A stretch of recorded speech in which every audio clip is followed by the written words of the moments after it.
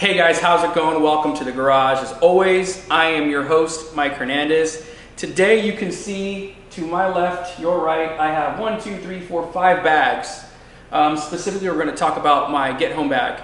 I've heard other people call it, your EDC bag or bug out bag. Essentially what we're doing is we're kind of building on the levels of defense. So if you saw my EDC video, it's everything that you carry on your person. I'll leave a link at the end of this video so you can go back and see what that is. And this is an extension of that. Level 2, level 3, it's going to be kind of combined together in one video today, simply for the fact that they're a little interchangeable. It's just an extension of, like I said, carry. And when you add a bag, depending on what size, you essentially give yourself a little bit more of an edge. And that's what we're going to talk about, how I do it, the things I've learned over the years. And again, obviously it's going to be from my point of view. Nobody really too special, just me, a responsible, law-abiding citizen. So join me and we'll get started. Okay, before we get started, I want to show you guys something pretty cool. I have in my hand here the Overland Journal Winter 2019 edition. And love this publication, Expedition Porter, all those guys there, Scott. Really great dudes. If you didn't know, Fieldcraft Survival is in partnership with them and has taken over the Overland training space.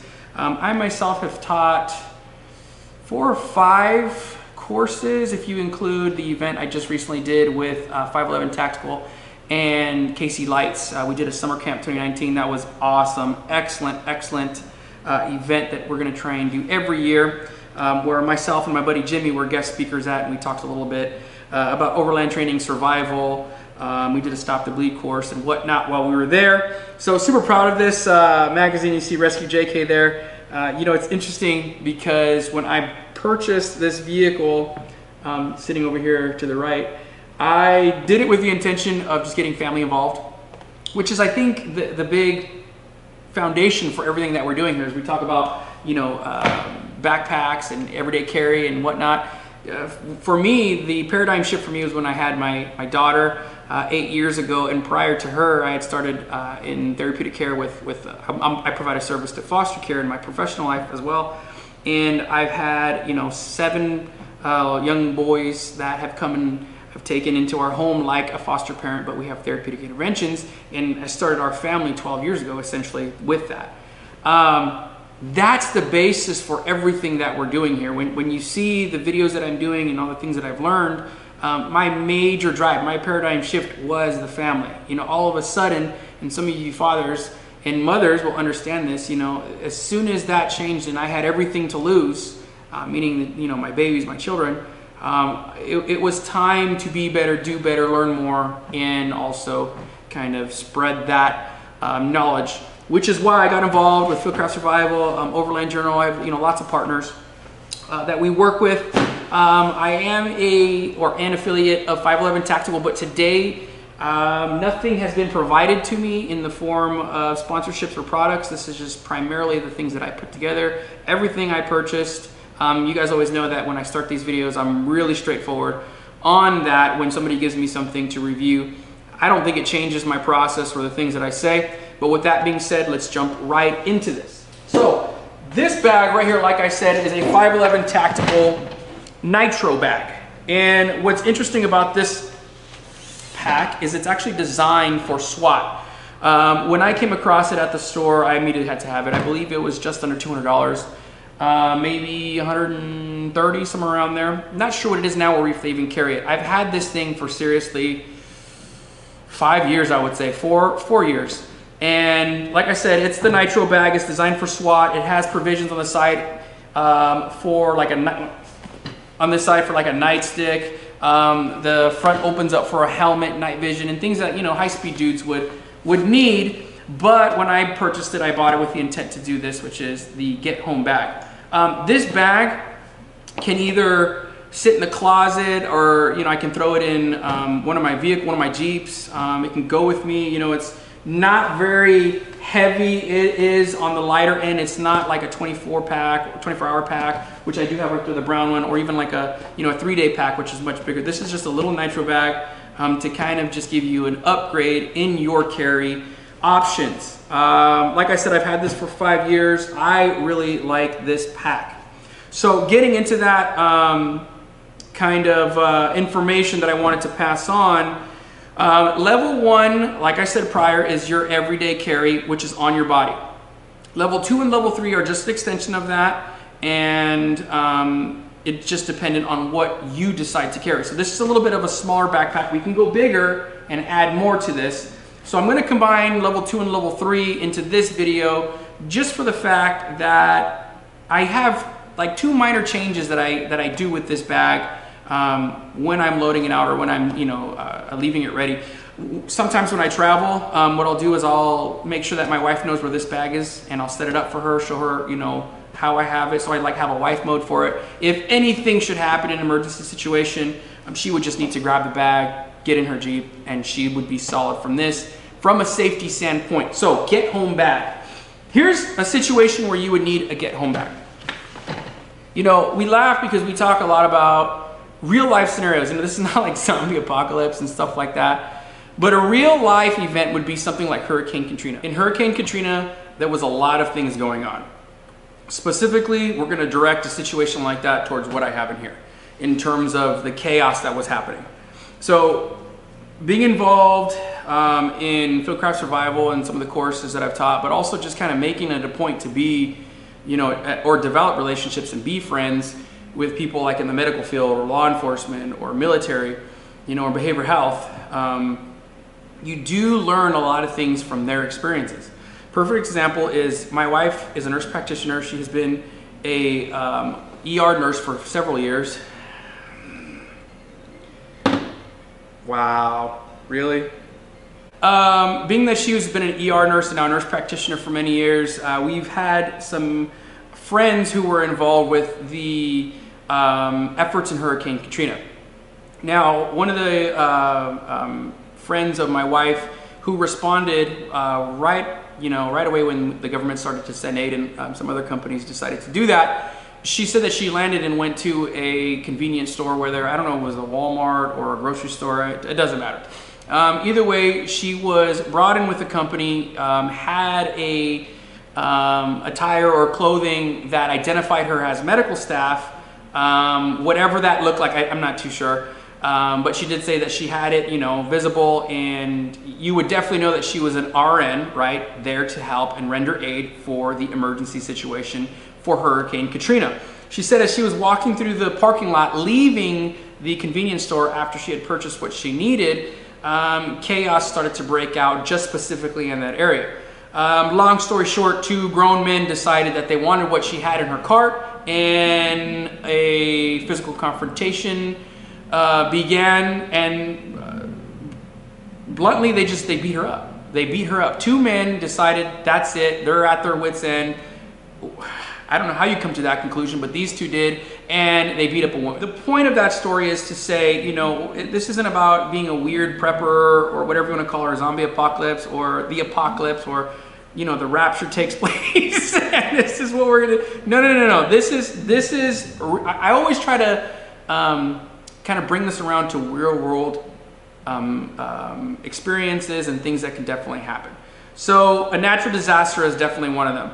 A terror strike, old enough to remember the LA riots in the 90s, things like that. Lawlessness, rioting, natural disasters, terrorist attacks are all part of the reason why a lot of these systems have been developed. And honestly, they haven't been developed by me. I've just spent a lot of time piecing together something that works for me. And that's what I want you to kind of come away with this is, that's some cool stuff. I didn't really like that, or however, and make it your own for you and your family. So like for me, right now I have 3 kids in the house, 2 dogs, and a wife. So this is what works for us at any given point. I mean, come on guys, I'm Hispanic. We're Mexican American. I have a huge family, all right? This is what I need to get home, bug out, or be safe, whatever the situation is, and we'll get right into it. So this bag here is packed. You can see here, we'll essentially start from the good stuff in the main compartment all the way to the back. You can see it's very easy for me to just sling over. Right now it's kind of tight. And you guys know I always mention my size because that is always a good indicator of what you're looking at. I'm only 5'6", about 148 pounds, and you can see there, that's how it goes. I can sit you down if I need to. You can see it kind of points at the bottom, and you'll understand why as I look at this. So one of the concepts besides the bag that I want you to think about is also what I'm about to show you. So that is the compartment for the helmet, night vision, whatever, if you wanted to run this as a SWAT bag. Right now it just has water. So water is definitely something you want to consider. But we're talking about layers of safety. If we're talking about get home, one of the first things and the stuff that we, meaning people on this page and you if you're already at this point, one of the concepts I want to kind of talk about is truck gun. And this is mine. So you see it fits very tightly in the back.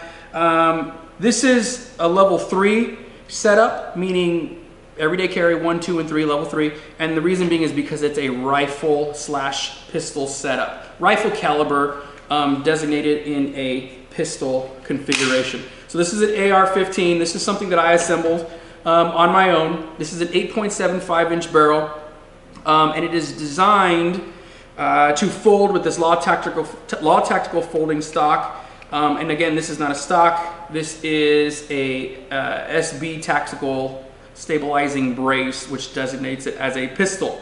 So a lot said there, but the reason for this as a truck gun is it's super compact. Like I said, you know, we're talking about size and the way it fits me, and you can see how easily it is to maneuver. Very lightweight. It's got a red dot sight on it. This is a Vortex Venom.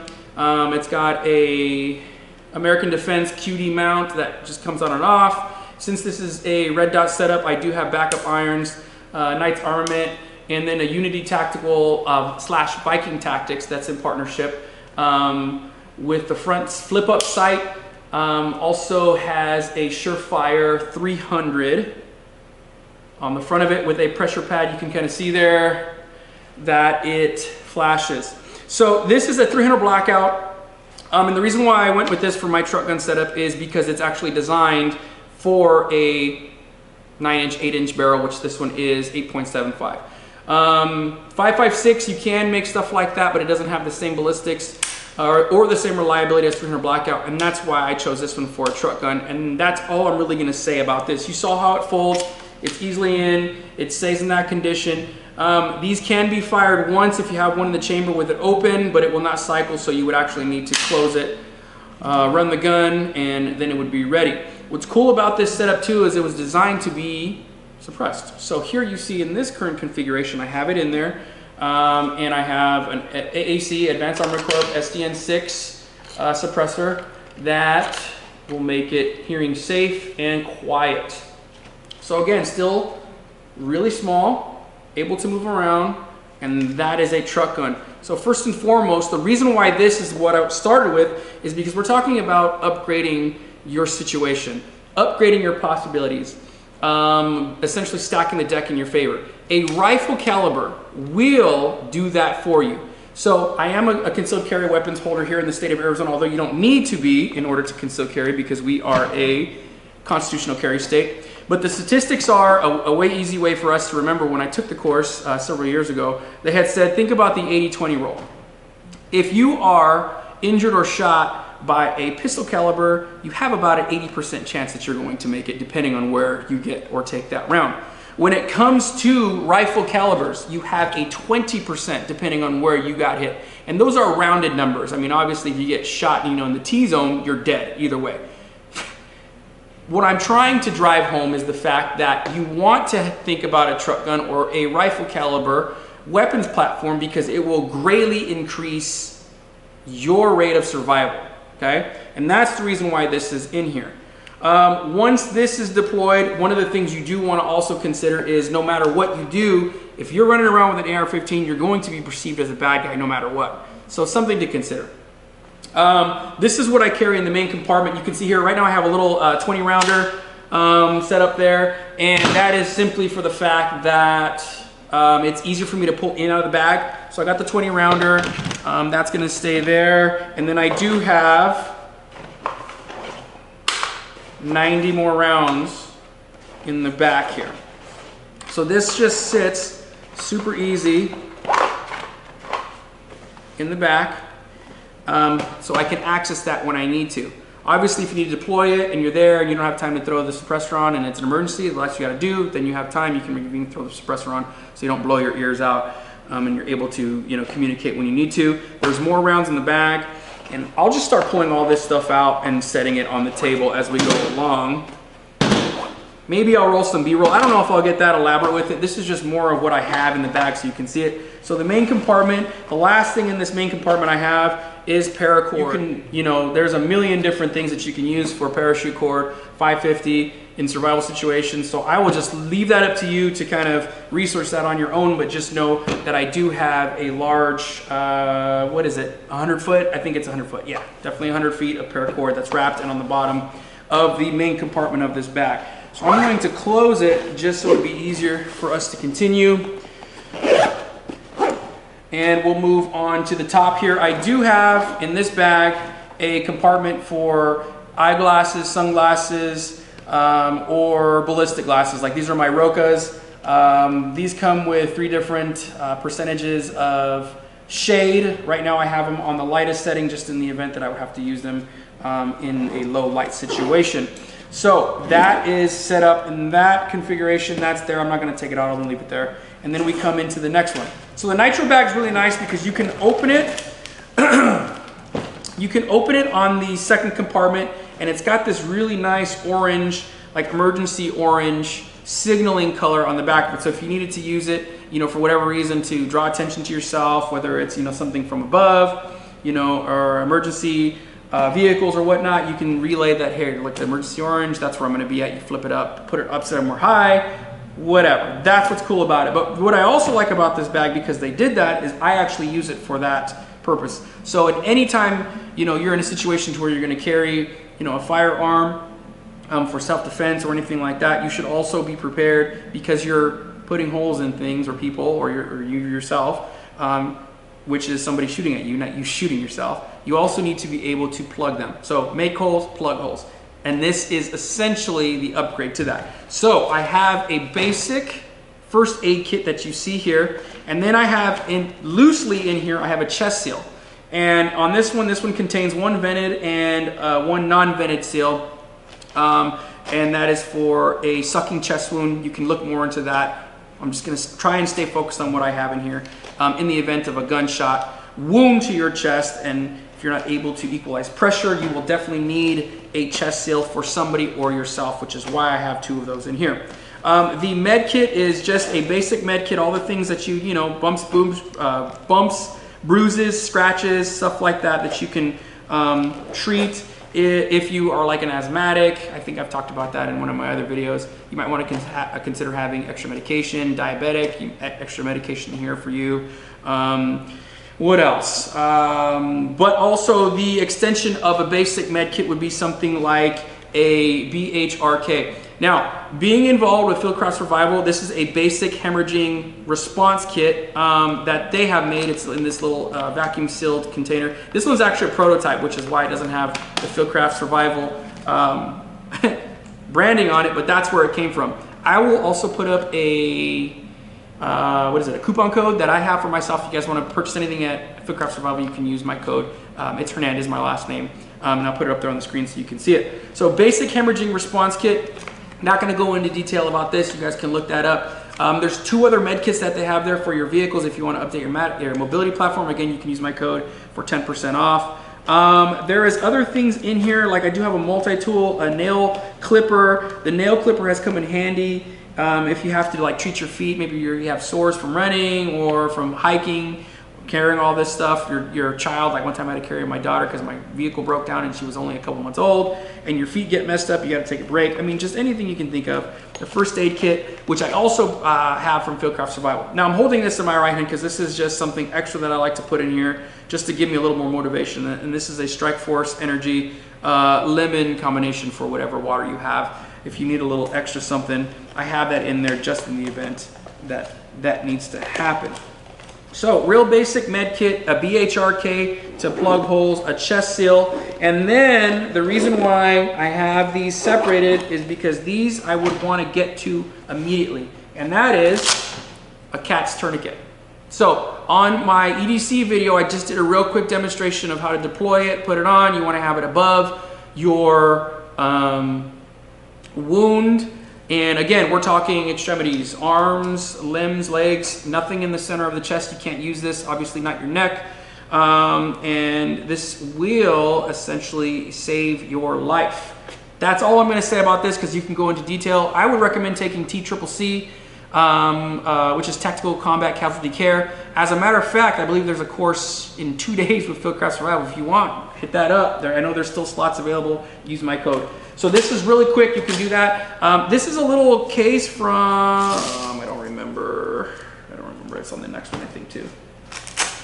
I have some shears here if you need to cut some clothes off to, you know, quickly address somebody. I'm trying to think. I want to say this is a, I don't know. I'll look it up and I'll put it in the caption on the bottom after I'm done here. But anyways, that's how, it's just real quick, Velcro, in and out, shears, and a cat tourniquet.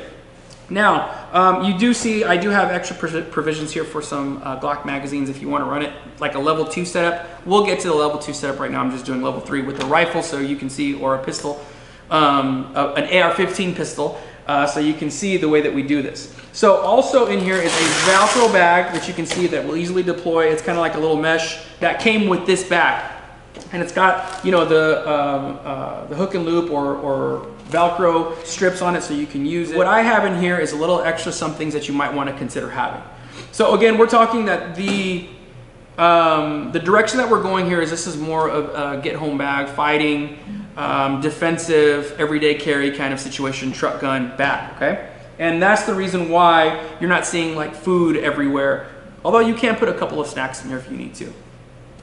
So with that being said, I have duct tape.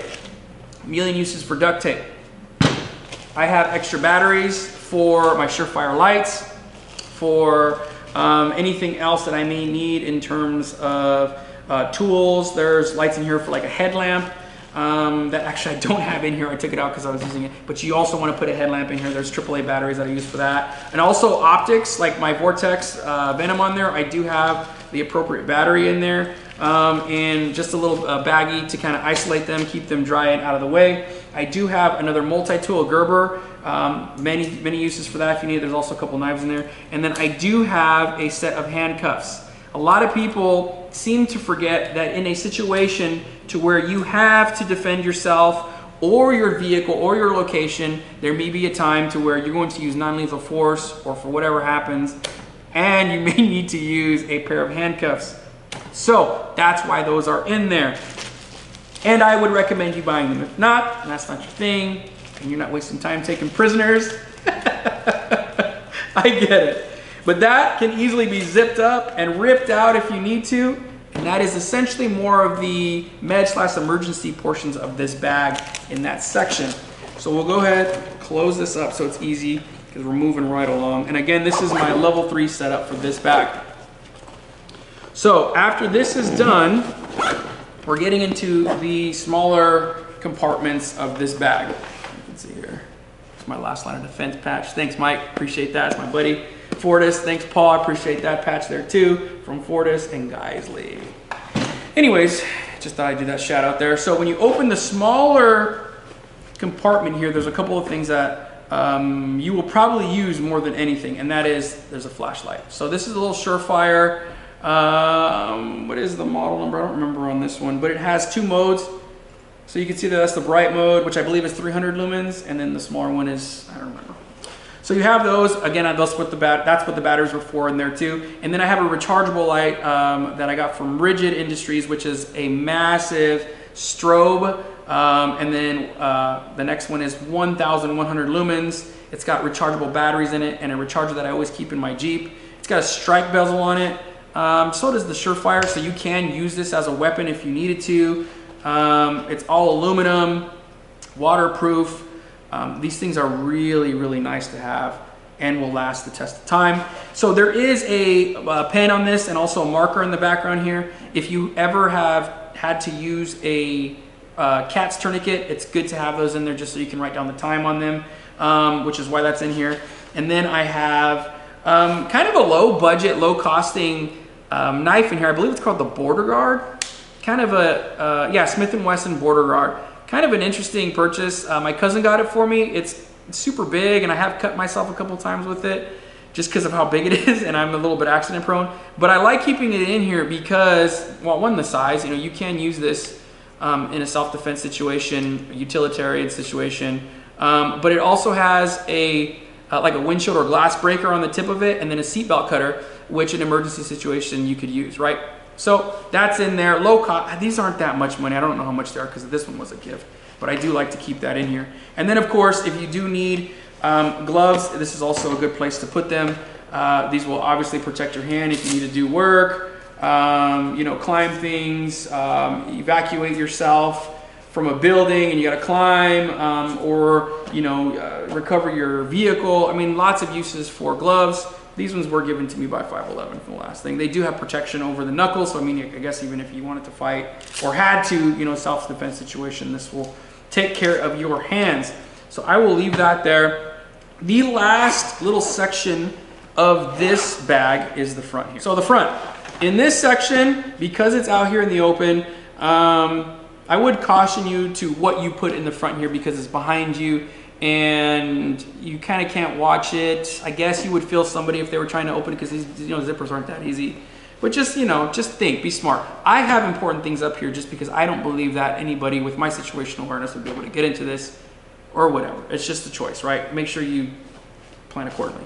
So in this first one, I have extra identification. So if you flip this open, this is my passport. It's got an extra driver's license in there. And I also have stowed in here anywhere from $100 to $500 in cash in the event of an emergency.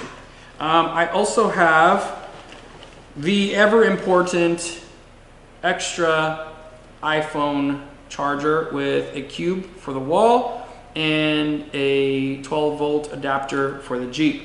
This is a quick get to because you know how we're always on our phones, you never know where you're at, or if you're going to be in a vehicle, that's the only time to charge it, or you know, if you're going to get a chance to get to a solar panel, I have a couple solar panels that are in the vehicle, whatever, that's why that's in front, and that's it. You do need to have either an extra phone or your phone also as part of this kit.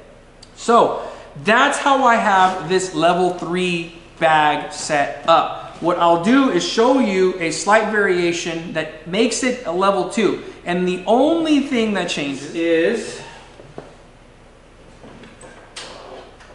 what you're carrying. So this is my Glock 19 setup. This one is a little bit more covert, because it has the concealment holster from Bravo. This is my Glock 19. You guys have seen this on Instagram. I'm not sure. Oh, I haven't done a review on this one yet because I'm waiting to do a red dot before I do a review on this and kind of be my intro into having a sight on a Glock.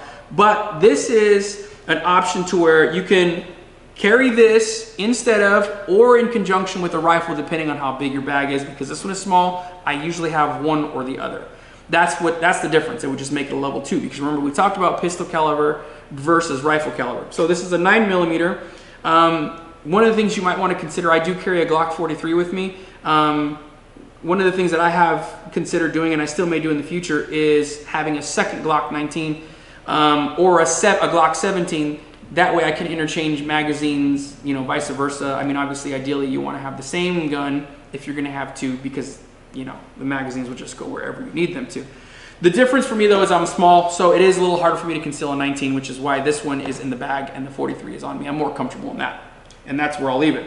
So this is a little bit more low vis to where you can, you know, throw this on, put a jacket over it, and you still can't see it. And that's why I have this set up, as opposed to like my Battle Belt, which has got a little bit of a drop leg, you know, it's got packs all over it, man. That's different. Battle Belt is totally different than what we're trying to do here. So this is the level 2. It's got a Glock 19 in it, 2 mags for the Glock, and then also an extra magazine for your rifle caliber. Now, one of the things that I know is kind of like something that I debate with myself quite frequently is, you know, do I really need to carry this many magazines on my person? In a level 3, in a really full level 3, one of the things that you want to consider is carrying like a plate carrier or some kind of chest rig that will give you fast, easy, quick access to your magazines if you're in a situation to where you have to utilize this setup in self-defense or in a situation like that. One of the things that we talk about quite frequently in everyday carry is, although you should train with your gear and train reloads and all that stuff, obviously, and how to manipulate the gun, in an emergency situation, statistically speaking, you're not even going to have the opportunity to, because there are, you know, over, or hopefully the threat has been eliminated before you would even need to do that, especially with a 30-round magazine. So that's one of the things that, you know, you're going to have to decide. Right now, I do have the 90 rounds in there just in the event that I need to do that. I don't have, because this bag isn't big enough, a spot for, like, let's say my plate carrier. I don't know if you can see that, but a plate carrier, this one doesn't have the plates in it, would give you added protection with a ballistic liner, or not a ballistic liner, with a plate in here that could be up to and including a rifle caliber. So what I subscribe to is the notion that better to have it and not need it than need it and not have it. And that's why so far that's been that way. This one is a lot more overt in the way that it will manage your plate carrier and magazines. I have seen other options from different companies that will have a more of like a concealed vest that you can wear like under a flannel or a jacket, and then you can just get like a bandolier that is like a mesh material with Velcro that you would just, you know, take it out and slap it on your chest, and then you're okay, and you can still be a little more covert with a jacket or a flannel over it, and that would be a good option for level 3. So this is the only thing that would change in this bag. I have to be honest with you, more often than not, I have a pistol in here, an added pistol, and that's it. So the reason why you want a second gun is, like I said, my Glock 43 has only 10 rounds in it, and, you know, I may have one extra mag somewhere. You substantially will up your round count with the double stack magazine of the Glock 19 and the extra ones. And then when I do this, I do have the option to carry, you know, a 32 round magazine, and this will only fit in my Glock 19. So if we needed to do that, you know, we could do that. This one over here is 15 plus, I don't remember how many, but if we needed to, see, it's safe there. And then, you know, you can upgrade your situation with a magazine like that if you live in a free state and they let you do that. The reason why I carry this primarily more in this bag is because of the size and because of the weight, and because that's the decision. The other thing too is, let's say you are with your family and you know, you have your everyday carry weapon on you, then you can pass it off to your wife or your significant other, and you can run, you know, something with a lot more potential or kinetic energy, however you want to call it. And that's the other, you upgrade your situation by adding more platforms to it. For example, like my son, who is in the airborne infantry, I would have no you know, issues at all with handing him any one of these, and he would be another, you know, able-bodied trained person in the fight. So with that being said, that is the way that I set up this Go bag, this Get Home bag, EDC, level 2, level 3. With the exception of some minor changes you can tweak. The only way to really upgrade what you're doing here is to go to a bigger bag. So we'll discuss that in another video. One of the things that I do want you to consider too is how overt you want to be, or covert, right? So this is a very overt bag, being that it's all MOLLE. It is definitely designed and looks like a SWAT bag, that it's all blacked out, it's got all the attachments. And, you know, although this may not be something that people key off or identify here in Arizona, because a lot of people carry it like this, you know, maybe in other states or other environments where you're doing this, might not be a good idea. And again, we're talking, you know, austere environments that are way high speed and I have no experience with or anything like that from, but you would need to, you know, conceal. The other things that you would want to consider, it's kind of in the same ballpark as, you know, if you print or not. Like for me, it doesn't matter if I print a little bit. That's a non-factor here where I live. It's just a difference from like open carrying where you have your gun exposed, which I don't agree with, by the way. You know, from a tactical standpoint or from a leverage standpoint, you want to be, you know, the most dangerous person in the room and nobody know about it, which is why I like to conceal. On the flip side of that, we are going to do another video. I have another pack from a different manufacturer that I'm going to review. I just need a couple more things to get done with that I've had for the last year. And with that being said, I hope this information was valuable to you.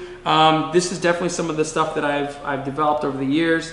And again, make sure that you get training. Check out fieldcraftsurvival.com for your training needs here. We have gone all through Arizona. We have gone through California. There's several different states, and they're starting to branch out more on that. I am not primarily involved with the shooting portions or the training portions on that, but I do show up and occasionally am a safety for those things. If you see me there, make sure you come say hi. Again, this is my go bag setup, and we will see you on the next episode of my YouTube channel. Thanks a lot, guys.